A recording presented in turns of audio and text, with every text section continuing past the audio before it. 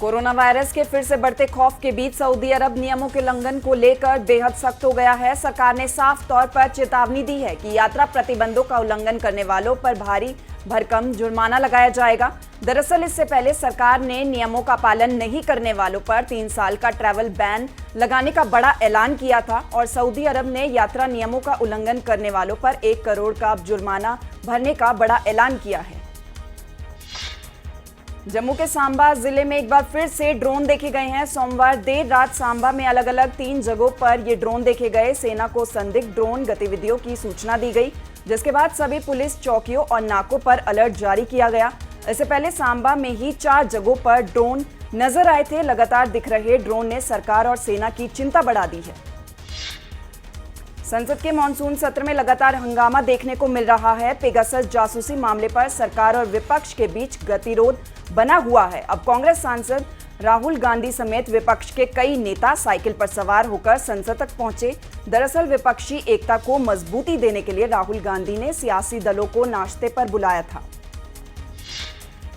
प्रधानमंत्री नरेंद्र मोदी ने पीएम गरीब कल्याण अन्न योजना के गुजरात के लाभार्थियों से बात की। इस दौरान उन्होंने सरकार की अन्न योजना की कई खूबियां भी गिनवाई।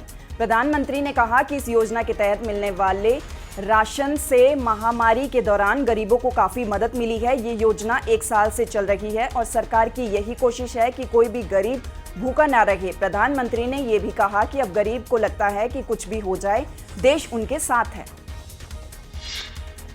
हरियाणा सरकार की हाई पावर परचेज कमेटी का बैठक का आयोजन हुआ। चंडीगढ़ में आयोजित इस बैठक में मुख्यमंत्री मनोहर लाल, कैबिनेट मंत्री मूलचंद शर्मा, कृषि मंत्री जेपी दलाल, राज्य मंत्री अनूप धानक भी मौजूद रहे।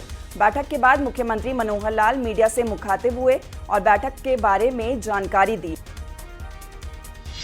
राहुल गांधी की टी पार्टी को लेकर हरियाणा के गृह मंत्री अनिल विज ने निशाना साधा। अनिल विज ने कहा कि विपक्ष अपना धर्म नहीं निभा रहा है। वहीं विज ने शायराना अंदाज में राहुल गांधी पर निशाना साधा। दिल्ली के जंतर मंतर पर कृषि कानूनों का विरोध कर रहे किसानों की संसद चल रही है। अब कांग्रेस से राज्यसभा सांसद दीपेंद्र हुड्डा भी जंतर मंतर पहुंचे और एक किसान के तौर पर किसान संसद में शामिल हुए। दीपेंद्र हुड्डा ने किसान आंदोलन और किसानों की मांग का समर्थन किया। इस दौरान दीपेंद्र सिंह हुड्डा के साथ कई सांसद और पूर्व सांसद भी मौजूद रहे। लाहौल स्पीति में उदयपुर के बाढ़ ग्रस्त इलाकों में राहत बचाव कार्य जारी है। शंशा नाले में अस्थायी पुल का निर्माण किया जा रहा है। सीमा सड़क संगठन ने पुल का निर्माण किया है। वहीं जालमा नाले में भी अस्थायी पुल का निर्माण किया जा रहा है। कैबिनेट मंत्री रामपाल मारकंडा ने स्थिति का जायजा भी लिया। नैना देवी से कोलाबाला टोबा सड़क पर खालिस्तानी समर्थकों ने एक नारा लिखा, जिसमें पत्थरों पर खालिस्तान जिंदाबाद समेत कई नारे लिखे गए। पत्थरों पर देश विरोधी नारे लिखे जाने से हड़कंप मच गया, जिसके बाद स्थानीय लोगों ने कोट कहलूर पुलिस को जानकारी दी और पुलिस ने मामले में एफआईआर दर्ज की। मुख्यमंत्री पुष्कर सिंह धामी ने देहरादून में ऑक्सीजन कंसंट्रेटर वाहनों को फ्लैग ऑफ किया। एक्सिस बैंक की तरफ से 31 ऑक्सीजन कंसंट्रेटर दिए गए हैं। मुख्यमंत्री ने कहा कि प्रधानमंत्री नरेंद्र मोदी के नेतृत्व में हर क्षेत्र में तेजी से प्रगति कर रहा है। देश भर में कोविड टीकाकरण तेजी से चल रहा है। धामी ने कहा कि उत्तराखंड में 4 महीने में 100% लोगों को टीकाकरण किया जाएगा।